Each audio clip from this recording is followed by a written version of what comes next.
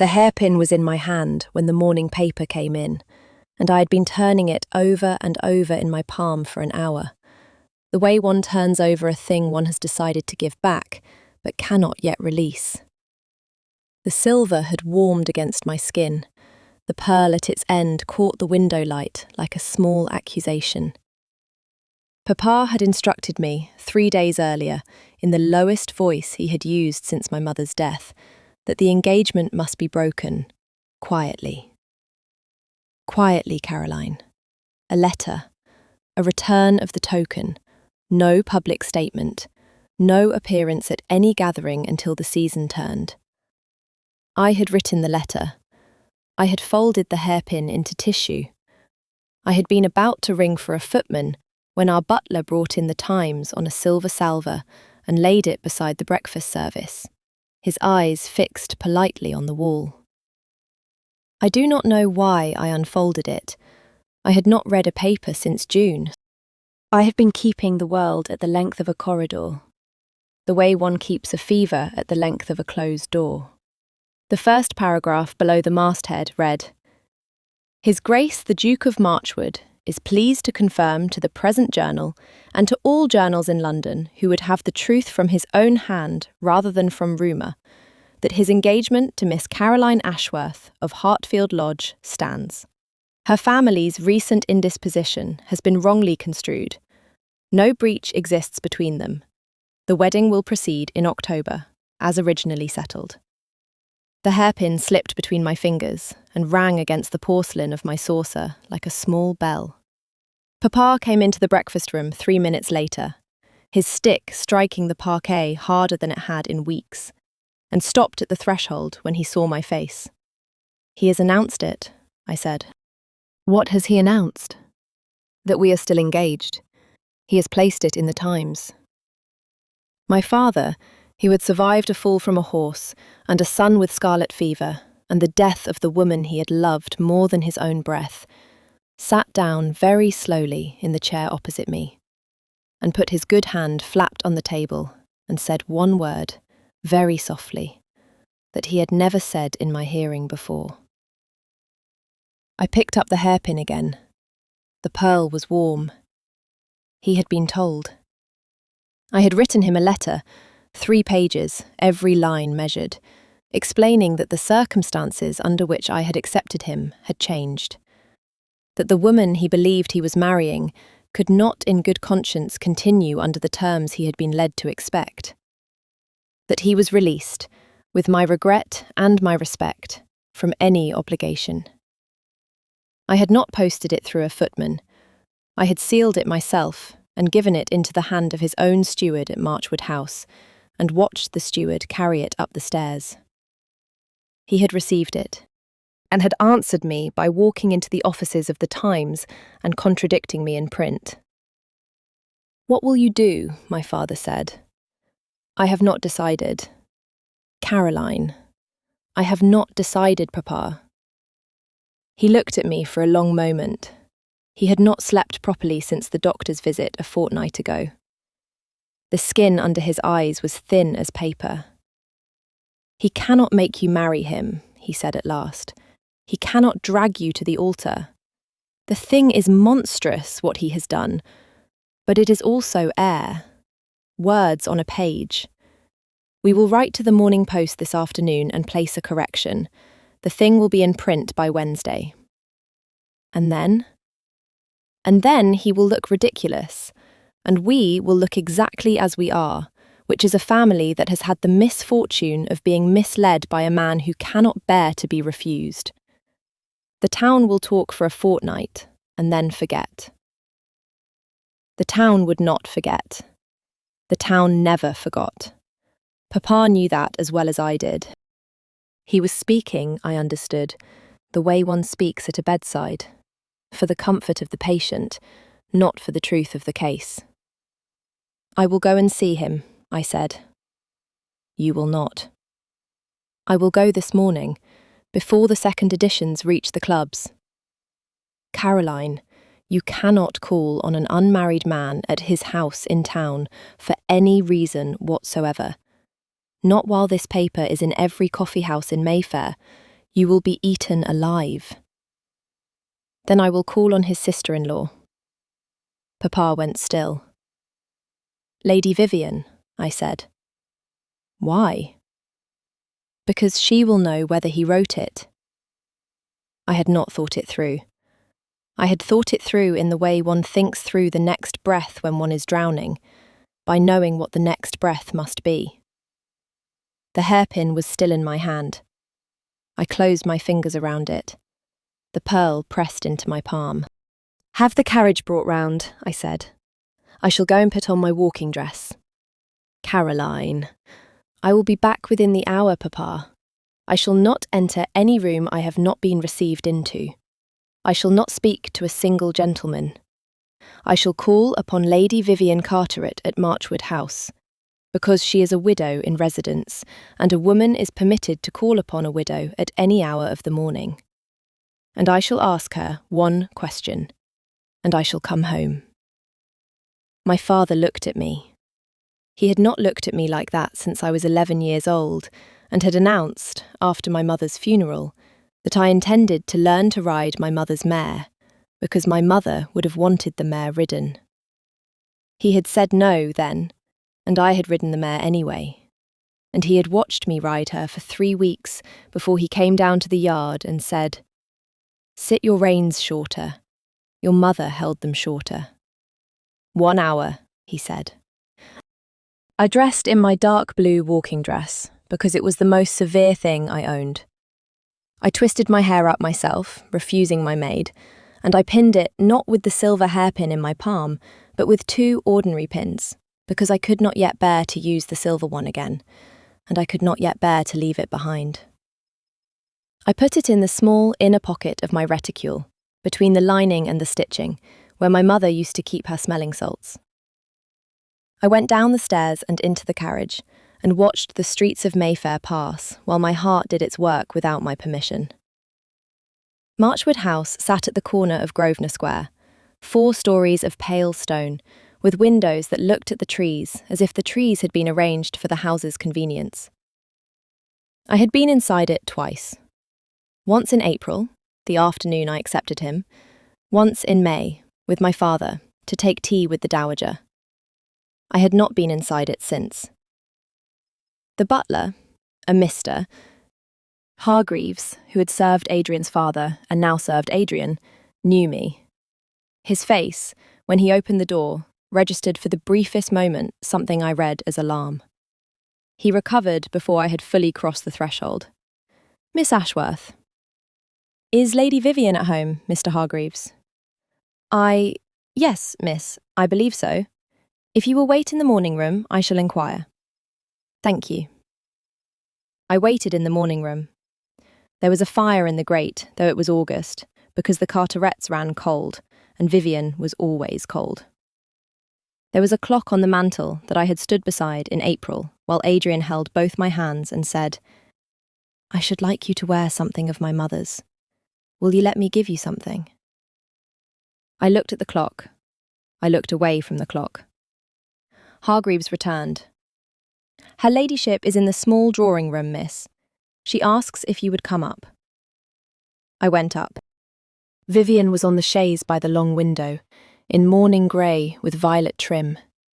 She had been a widow 2 years and would wear the half-mourning for another year out of regard for her late husband's mother, who had survived him by 6 months and whose own mourning had not yet expired in Vivian's reckoning. She did not rise when I came in. She held out a hand and inclined her head. "Caroline, my dear, you have read it, then?" "I have read it." "And you have come to ask me whether Adrian wrote it, or whether someone wrote it for him?" She was direct. I had forgotten she was direct. I had spent so much time being told, in April and May, that Vivian was warm, that Vivian was a dear, that Vivian would be a sister to me, that I had let her directness be reframed for me as warmth. It was not warmth. It was something else. "Yes," I said. "He did not write it." "Then who did?" Vivian arranged the cushion behind her. Sit down, my dear. You must forgive me. You look very pale. Have you eaten? Hargreaves can bring something up.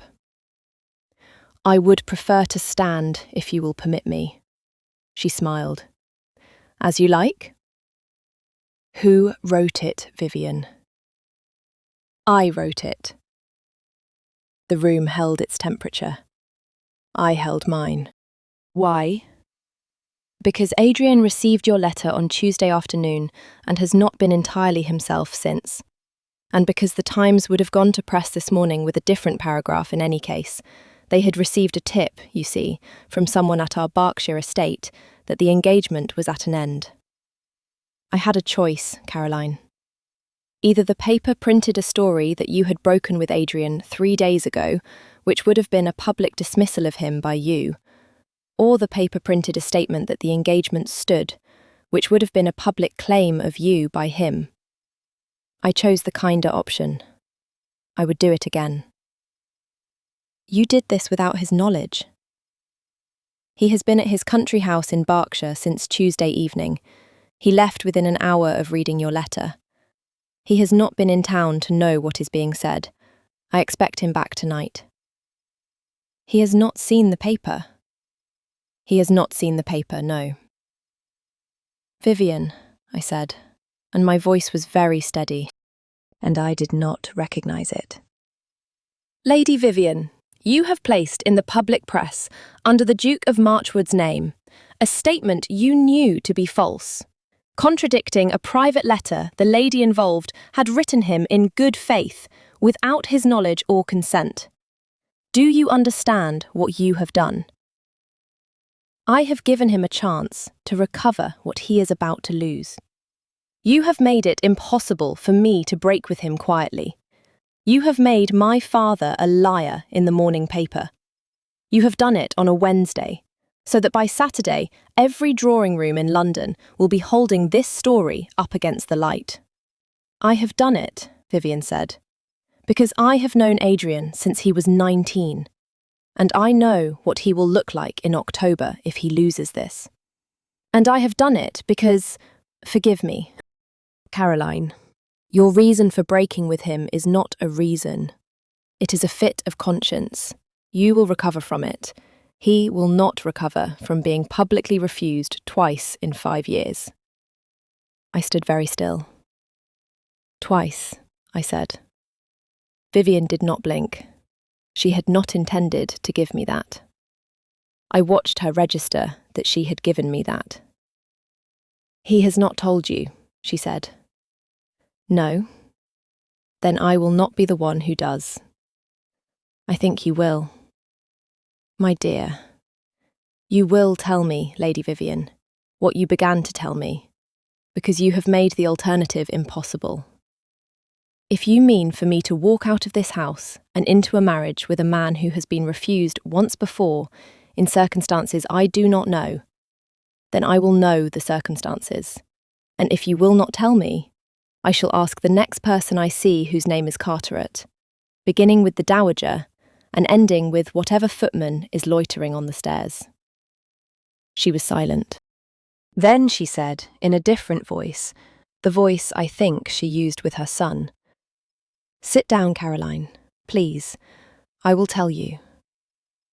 I sat.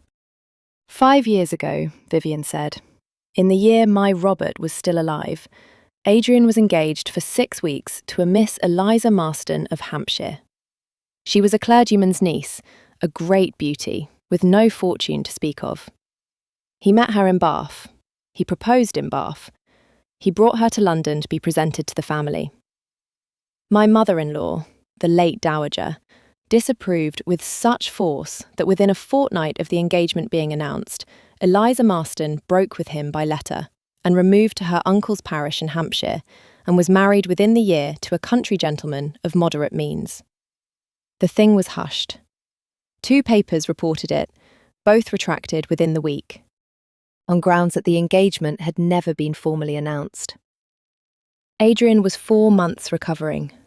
He has not, I tell you this not as a hostess but as a woman who has watched him. He has not opened his mother's pianoforte since. His mother's pianoforte. It is in the music room at Marchwood. He sat at it the morning he proposed to Eliza Marston. He has not lifted the lid since the engagement was broken. I looked at my hands. The reticule was on my lap. The hairpin was inside the lining. Why, I said, did Eliza Marston break with him? Because she was made to believe she was not good enough. By his mother, who is now dead, and who would have adored you, Caroline, if she had lived to see April. I am not his mother. I do not have her authority, and I do not pretend to. But I am the woman his brother loved, and I have a 4-year-old son who calls Adrian Uncle Duke, and I cannot watch the same thing happen to him twice. So I wrote the paragraph, and I sent it to the Times this morning, and I would do it again. Now tell me, my dear, what was it? What was the thing in your letter to him? I sat with my hands very still on the reticule. There was a particular kind of silence that I had learned to listen for in the past 3 weeks. It was the silence after the doctor had said the word, and before my father had asked him to repeat it. Vivian was looking at me in that silence now. My father is ill, I said. I had heard he was indisposed. He is dying. Her face did not move. How long? She said. A year, perhaps less. The physician says less. There is a growth, I do not know the proper word, in his stomach, and it cannot be operated upon, and it will end him.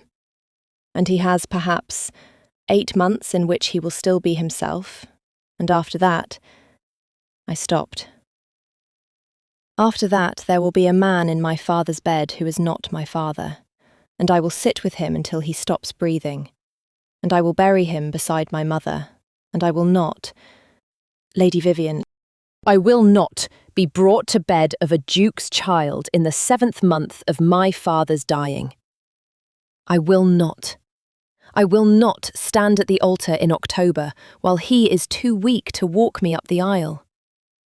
I will not put on a wedding dress while my father is in a sick bed. I told Adrian this. Not the diagnosis. I had not the courage. I told him that my family had recently been visited by an illness that would require my full attention for the year, and that he must be released. I gave him no detail. I asked him to accept it without asking further. I sent his mother's hairpin back with the letter. I had not meant to say so much. The room was very quiet. Vivian did not move for a long moment. Then she rose, very slowly, and crossed to where I sat and stopped at arm's length and said, in a voice I did not recognise, "You sent it back without telling him your father is dying." I sent it back.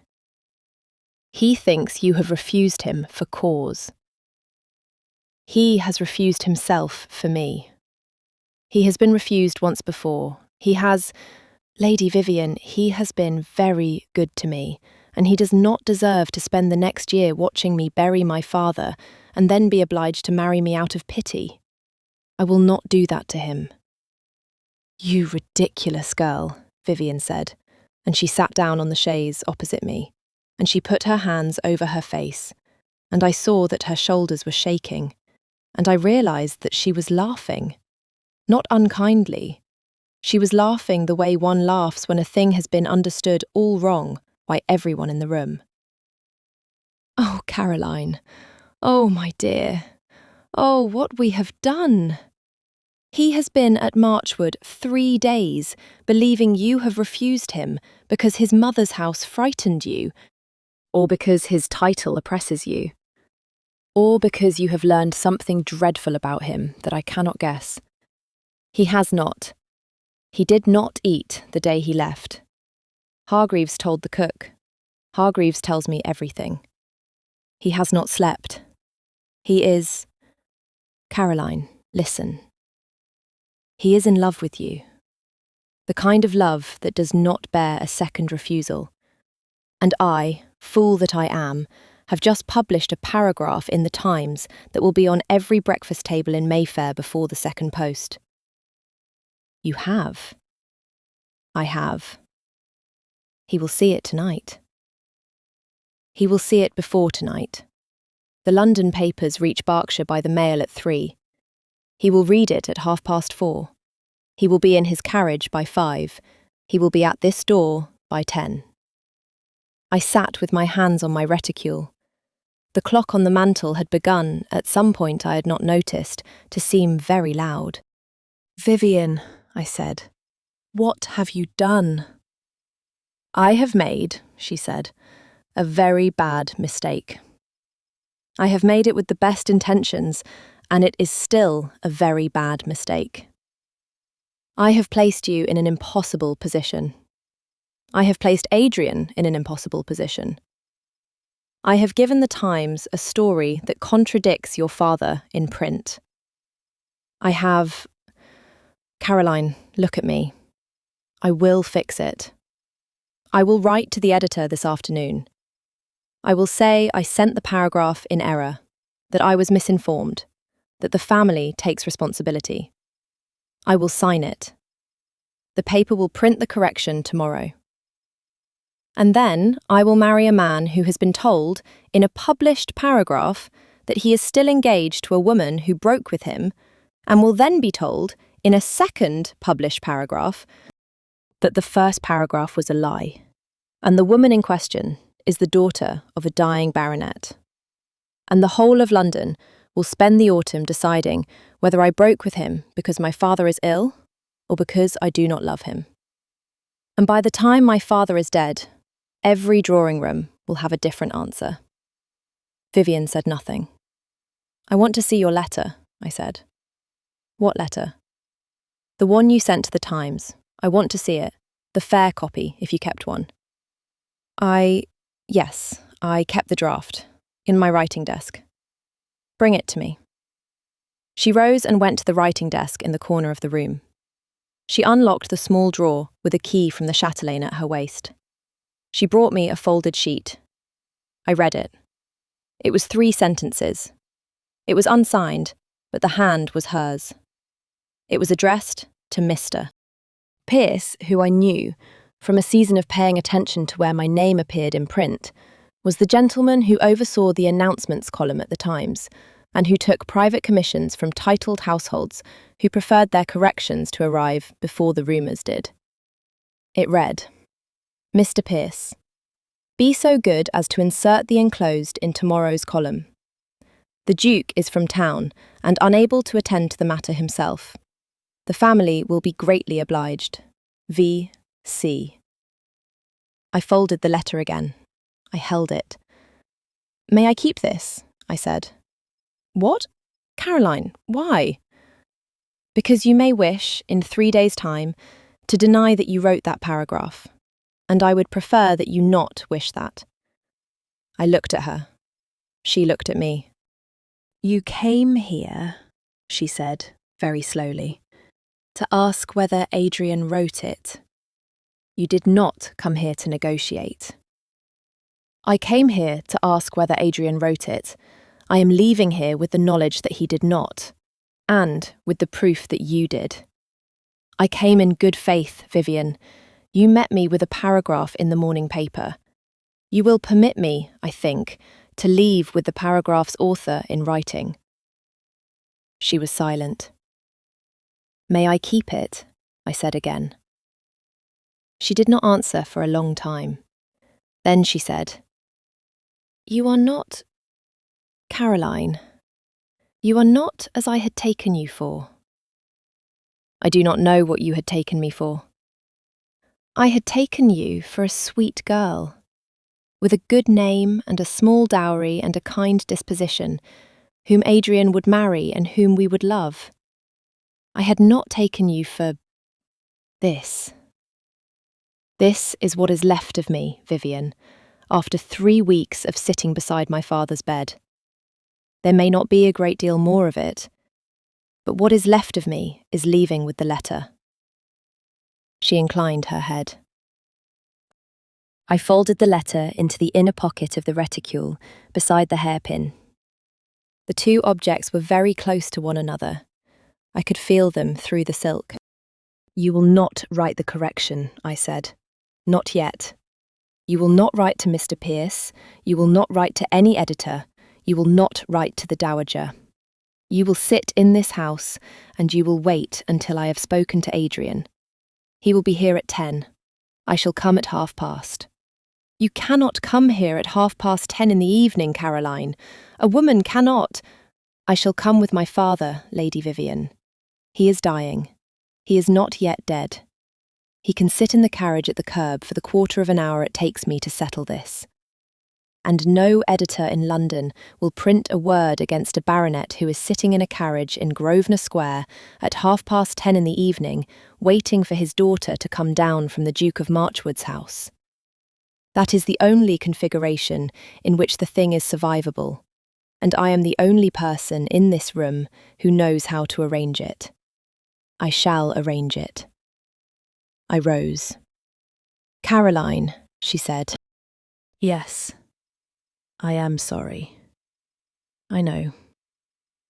I went down the stairs, and Hargreaves opened the door for me, and I went out into Grosvenor Square and into the carriage. And I sat with my hands very steady on the reticule. And I went home, and I told Papa. And Papa put his hand over his eyes for a full minute, and then he said, 10:30, then." The afternoon was very long. I read the paper 3 more times. Each time it said the same thing. Each time it was a small, different blow. At 6 o'clock, the afternoon papers arrived. The Morning Post had picked up the Times paragraph and added a sentence of its own. "We understand the wedding will take place at Marchwood in October, the Duke's principal seat." I folded the Morning Post and put it on the table beside the Times. The two papers lay there together, 2 small white rectangles, and the room around them seemed to have grown very large. I went up to my father's room at 7. He had been put to bed by then. The physician had been firm about the afternoons. He was awake. He had read the Post. "Vivian Carteret," he said, with his eyes closed. "Yes, Papa." I had not credited her. "Nor I." "Caroline." "Yes, Papa." "You will go tonight. I will sit in the carriage. You will come down within the quarter of an hour. If you do not come down within the quarter of an hour, Mr. Holloway," he meant the coachman, "will come up the steps and through whatever door he finds closed, and he will bring you out, and the consequences will be mine, and I shall enjoy them." I almost laughed. I had not laughed in 3 weeks. "Yes, Papa." "There is one further thing." "Yes?" "You will tell him about my illness. You will not let him propose to you a second time without knowing what you are giving him. You will not bear that on your conscience, and I will not bear it on mine." I had thought, "Caroline, he is in love with you. Vivian said so, and she is not a sentimental woman. He has a right to be told, and you have a right to be married for what you are, not what you have been hiding." "Yes, Papa." "Sit with me a little before you go." I sat with him. I held his hand. His hand had become very thin. The skin at the knuckle moved easily over the bone. I had not been able to look at his hand directly in the past fortnight. I had been looking at it sidelong, the way one looks at a thing one is not ready to know. Tonight I looked at it. I held it. I memorized it. At 10:15, I came down in my evening dress, a dark green, the most severe evening dress I owned, with no ornament, and we drove to Grosvenor Square. The square was quiet. 2 carriages stood at the far corner, a late dinner party turning out. But the windows of Marchwood House were lit only in the front rooms, and a single carriage stood at the curb that I recognised at once. The Duke's travelling carriage, his arms on the door, 4 horses still in their traces, the coachman walking them in slow circles to cool them. He had only just arrived. He had perhaps not even climbed the stairs yet. I got out. Papa stayed in the carriage with the lap rug pulled over his knees and Mr. Holloway at his elbow, and the door of our carriage was left ajar so that Papa could see the steps of Marchwood House. I went up the steps. Hargreaves opened the door before I had reached the second. Miss Ashworth? His Grace has returned. 5 minutes ago, miss. He is in the library. He has not yet... I shall go up. Miss Ashworth, Lady Vivian is not... That is, she has retired. I expected as much. I do not need to see Lady Vivian. I need to see His Grace. Will you announce me, please? He looked at me for a long moment. I think he understood, in that moment, the full architecture of what had happened in his house that day. He inclined his head. At once, miss. He went up. I waited at the foot of the stairs. I held the reticule in both hands. I could feel the hairpin through the silk and the letter beside it. He returned in perhaps 50 seconds. His Grace asks if you will come up. The library at Marchwood House was at the back of the first floor and looked over a long garden that had been Adrian's grandfather's pride. The room was lit by 2 lamps and the fire in the grate. He was standing at the far end, by the window, when I came in. He turned. He had a copy of the Times in his hand. His coat was still on, his travelling boots. His hair was disordered from the wind of an open carriage at speed for 90 miles. He had a day's growth of beard. His eyes, they were not grey. They were the dark of cold tea, the dark a brown becomes in low light, were on me, and they did not move, and for a moment neither of us spoke. Caroline. Your Grace. Adrian. Adrian. I have read this. He held up the paper. I have read it twice. In the carriage between Reading and Hounslow, I read it 11 times. I have not yet been in this house long enough to ask Hargreaves where Vivian is. I had begun to ask when he announced you. Vivian is in her room. She is unwell. She is hiding.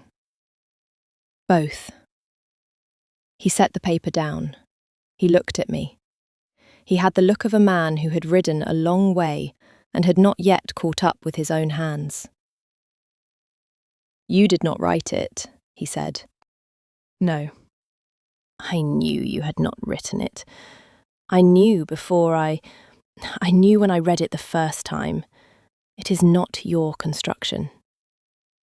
Please to confirm to the present journal, you have never written a sentence like that in your life.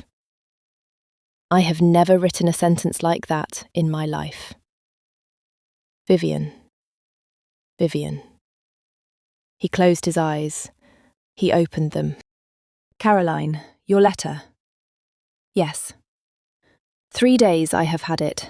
I have read it twice. I have lit the fire in the Berkshire Library twice and not put it in. I have walked the lake 3 times.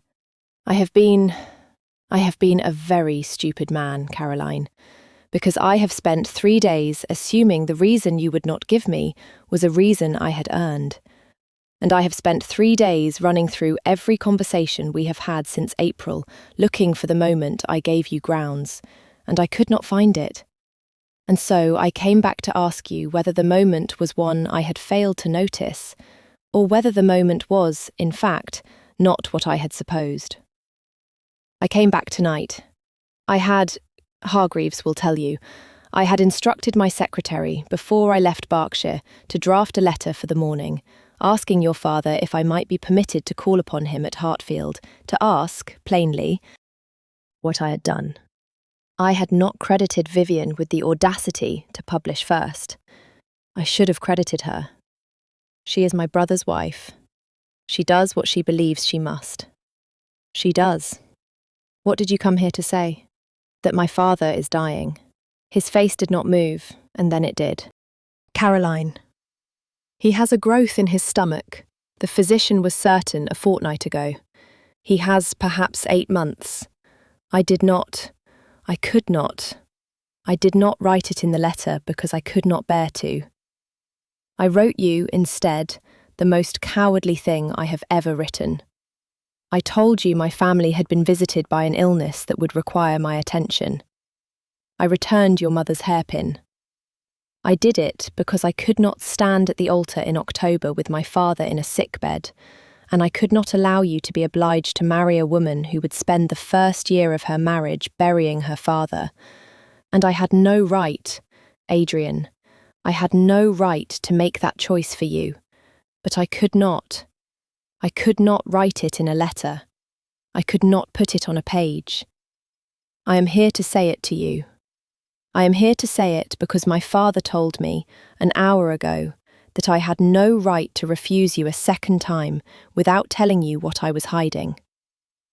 He had not moved. A second time, he said. Vivian told me about Miss Marston. Of course she did.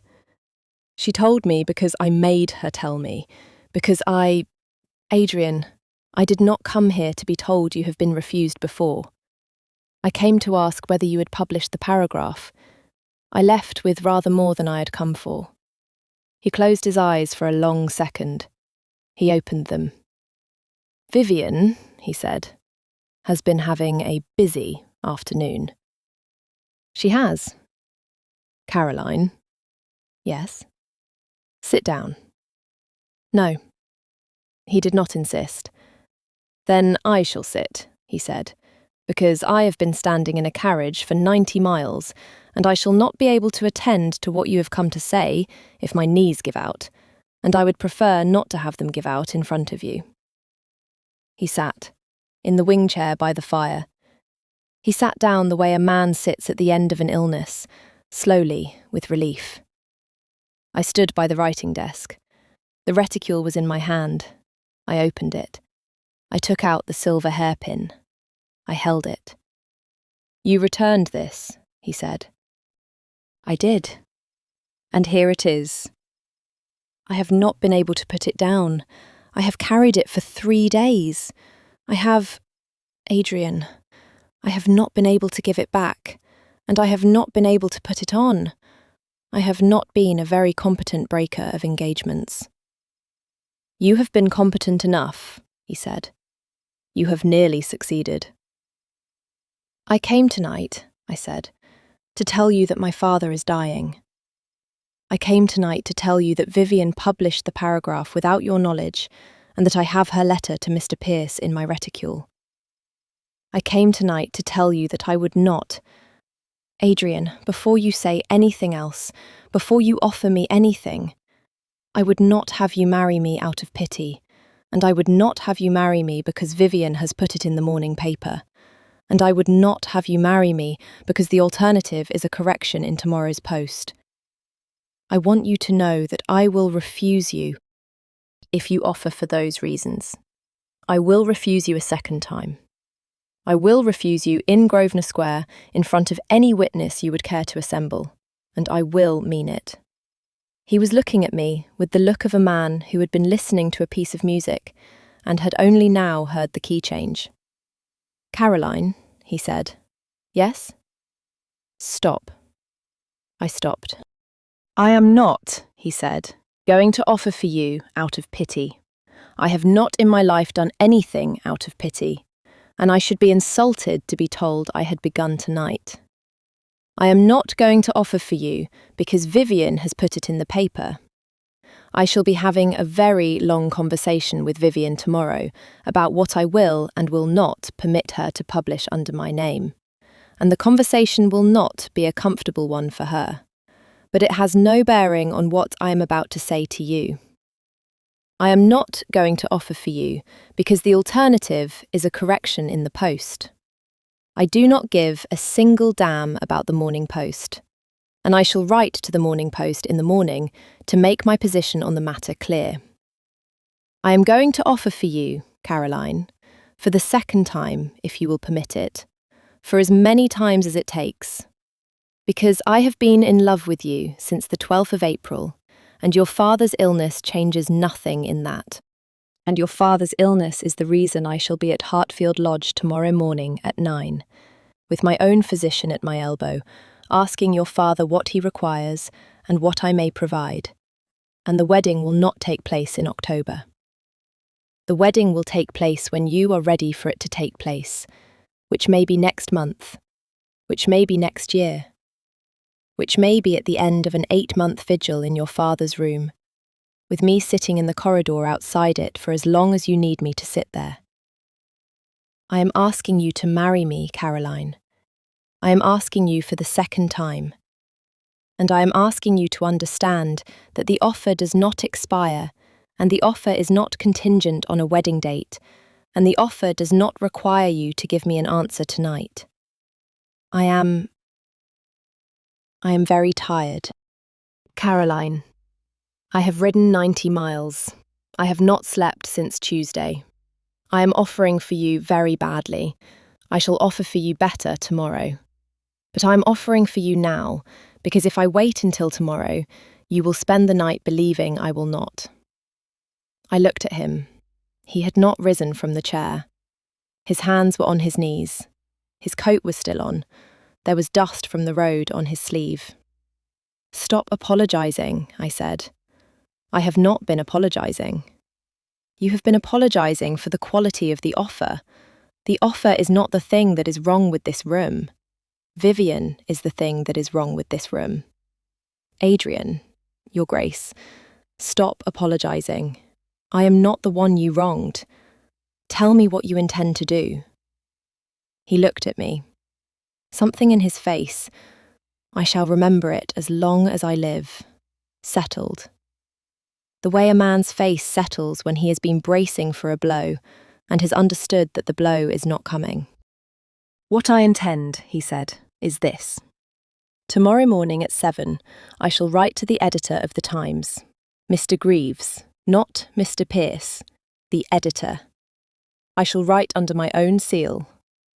I shall state that the paragraph that appeared in this morning's edition was inserted without my knowledge or consent, that it does not represent my position, that it is to be withdrawn, and that the family takes responsibility. I shall not name Vivian. Vivian will be grateful for that, although she does not deserve to be. By the second edition tomorrow, my retraction will be in print. By Friday morning, the Times would have printed it on the front of the column. I shall write the same to the Morning Post and the Examiner. By Saturday, no paper in London will be running the original story. And then? And then I shall come to Hartfield Lodge at 9 o'clock with my physician, Dr. Halford. He attended my mother, he attended my father. He is the best of his kind in London. I do not propose to override your father's man. I propose to offer your father a second opinion, in his own house, on his own terms. If he wants Halford, he may have him. If he does not, Halford will leave. Either way, I shall sit in your father's drawing room afterward, and I shall ask him for permission to marry his daughter. And I shall ask him whether he will permit the wedding to take place at Hartfield, in a private ceremony, at whatever date you and he decide, with no announcement in any paper until the deed is done and the curate has signed the register. If he says yes, I shall be the happiest man in England. If he says we must wait, we shall wait. If he says we must marry tomorrow morning by special licence, so that his daughter has the protection of a husband's name before he goes, I shall ride to Doctors' Commons before breakfast and have the licence by 10, and stand at the altar with you by noon. Whatever he requires, whatever you require. Caroline, tell me what you require. I require, I said, that I sit down. He was on his feet before I had finished speaking. He brought the second chair across to the fire and set it opposite his own, and he stood beside it while I crossed the room and sat. He did not touch me. He waited until I was seated, then he sat down again. The hairpin was still in my hand. I had not put it down. "May I?" he said. "Yes." I gave it to him. He held it between his fingers. He turned it. The pearl caught the firelight. "My mother gave me this," he said, "the week before she died. She said, 'Give this to the woman you mean to make happy. Not the woman you mean to make a duchess. The woman you mean to make happy.' I gave it to you in April, in the library downstairs, and I told you what she had said. Do you remember?" "I remember every word." "I did not give it to Eliza Marston, Caroline. I want you to know that. I never gave it to anyone before you. I have carried it for 7 years." "I know." "And you returned it." "I returned it because I could not bear to keep it under false pretences." "You returned it because you are honourable to a fault, and you would rather break your own heart than mine. Which is, Caroline, which is not, in fact, a quality that recommends itself to me at this moment. I should prefer you to be a little less honourable and a little more in possession of the hairpin." I almost laughed. I did laugh. A small, broken laugh. "Adrian," I said. "Yes." "I shall be at the carriage in 3 minutes. My father is in it. He has been in it since I came up the steps. He is unwell, and the night is cold." He went very still. "Your father is sitting in a carriage in my square?" "He is, with Mr. Holloway," he insisted. "Caroline, for the love of—" He stood up. "Hargreaves!" Hargreaves appeared in the doorway in the time it took to say his name. He had been, I understood, just outside it. "Hargreaves, there is a carriage at the curb. Sir Henry Ashworth is in it. He is unwell. Bring him in. The blue drawing room. The fire in there is still going. Have Mrs. Forrest send up brandy and a hot brick. I shall come down myself in a moment." "At once, Your Grace." Hargreaves left. Adrian turned to me. He held the hairpin out. "Take it back," he said. "Adrian, take it back. I am not asking you to wear it tonight. I am not asking you to wear it tomorrow. I am asking you to keep it. We shall settle the question of whether you wear it when we settle the question of when we marry. And we shall settle the question of when we marry when we settle the question of how to make your father comfortable for the months he has left. Take it back, Caroline. It is yours. It has been yours since April." I took it back. I put it into the inner pocket of the reticule. The letter from Vivian was still there. I felt the 2 papers, the letter and the hairpin, together. "There is one thing more," I said. "Yes?" I took out Vivian's letter. I held it. "This is the letter she sent Mr. Pierce, the fair copy. I took it from her this morning. I did not tell her why I wanted it. I think she understood. I want you to have it." He took the letter. He read it. His jaw worked. "This is her hand." "It is."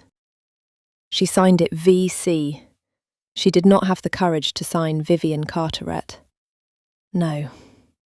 He folded the letter. He put it in his inner pocket. "Thank you, Caroline. You will not, Adrian, you will not ruin her.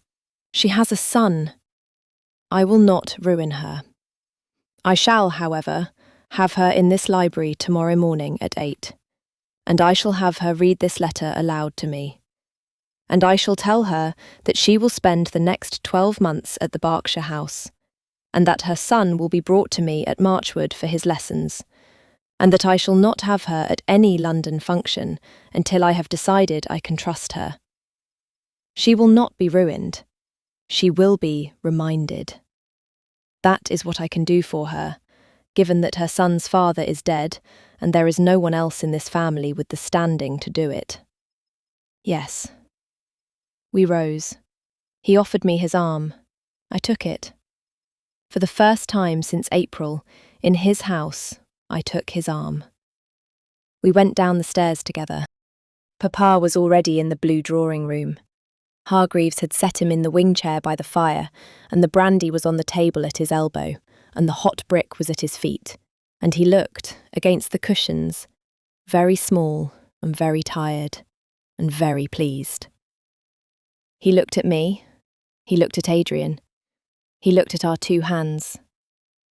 "Well," he said.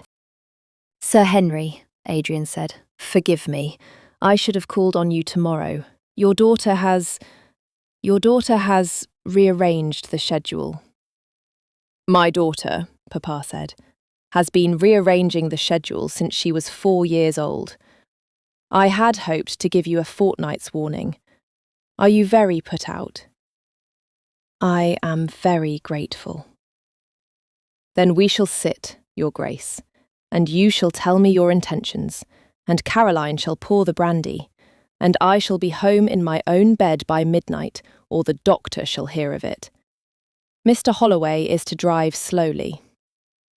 "Mr. Holloway shall drive slowly, Sir Henry, and I shall be at Hartfield Lodge at 9 in the morning." With Dr. Halford." Papa held his gaze. Then he nodded, very slightly, and looked away into the fire. "At 9, then," he said. We were home by midnight. Mr. Holloway drove slowly. Papa slept for the last mile. I sat opposite him, with the reticule on my lap, and my hand inside it, on the hairpin. Adrian arrived at 9 the next morning with Dr. Halford. Halford examined my father in his bedroom for 40 minutes. He came down to the drawing room afterward and confirmed, to Adrian and to me, what our own physician had said. A growth. Inoperable. Perhaps 8 months, perhaps less. He recommended laudanum in small and increasing doses, and a particular Devonshire water that he had seen ease the pain of similar cases, and a nurse, a Mrs. Pettigrew, who had attended his own mother, and whom he would send to us by the end of the week if we permitted it. We permitted it. Adrian sat with Papa for an hour afterward. I did not sit with them.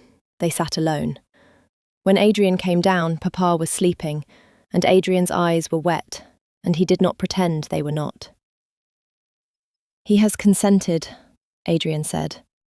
"To what?" "To everything, to our marriage, to the timing being yours and his to set, to my taking instruction from him on the care of the estate at Hartfield until your brother is of an age to manage it, to my settling on you, in the marriage articles, the use of Hartfield Lodge for the remainder of your father's life, regardless of the date of the wedding. He asked me one thing only." "What?" "He asked me to bring you home to Marchwood after, and to let him imagine you there. He said he could bear the thing better if he could imagine the room you would be in. I told him about the morning room, with the long windows that overlook the rose garden. I told him about the music room. I told him my mother's pianoforte is there, and that I shall have it tuned, and that you may play it whenever you wish. You liked that. He fell asleep while I was describing the garden." The retraction appeared in the Times on Friday morning. His Grace the Duke of Marchwood wishes to inform readers that the paragraph appearing in Wednesday's edition was inserted without his knowledge and is wholly withdrawn. Miss Ashworth and His Grace have not yet set a date for their nuptials. An announcement will be made in due course. His Grace regrets the misunderstanding and thanks his readers for their patience.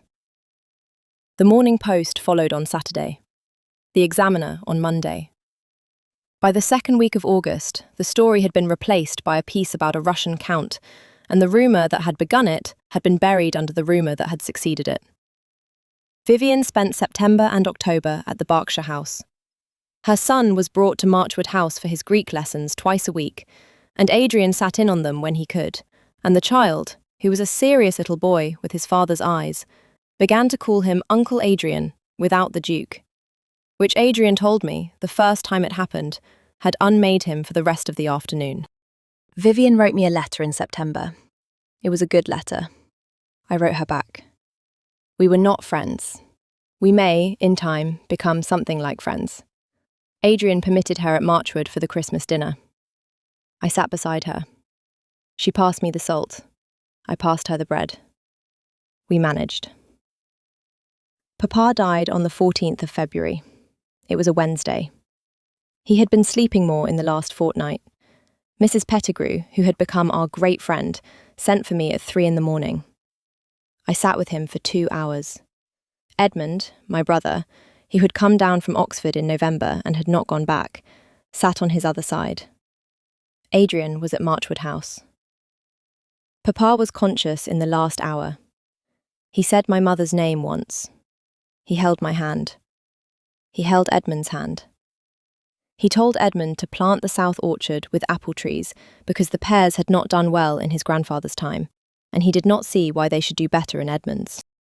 He told me to play the pianoforte at Marchwood at least once a week because his mother had played it when she was young, and the instrument did not like to be silent. He died at 5. Adrian came at 6:30. He had been in the carriage from the moment Mrs. Pettigrew's note reached him. He sat with me in the room for an hour. Then he sat with Edmund. Then he saw to the things that had to be seen to, which were many. I did not know, until I was inside it, how much there was to do in the hours after a man like my father dies. We married in April at Hartfield, in the small chapel at the bottom of the garden, with my brother giving me away, and the Dowager Marchioness, Adrian's aunt, who had liked me from the first time we met, standing beside Adrian, and Vivian in the third pew with her son, and the curate who had baptised me reading the service, and the rain falling on the chapel roof the entire ceremony, because it was April in Berkshire, and that is what April in Berkshire does. There was no announcement in any paper. There was a small notice 3 days later in the Times, in the marriages column. On the 17th of April, at Hartfield, Berkshire, by the Reverend Mr. Whitcomb, the Duke of Marchwood, to Caroline, only daughter of the late Sir Henry Ashworth, Bart. That was all. I wore the hairpin in my hair that morning. Adrian's mother's silver hairpin with the pearl. I have worn it almost every day since. The pianoforte at Marchwood was tuned in the second week of May. It had not been touched in 7 years. The tuner, a Mr. Aldous, who had tuned it last for the late Duchess in 1809, spent 2 full days on it.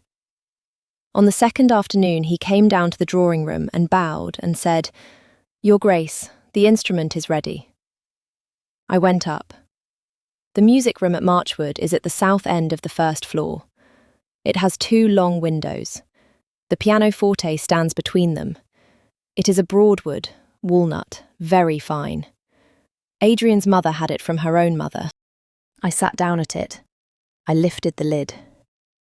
The keys had yellowed, the way old ivory yellows.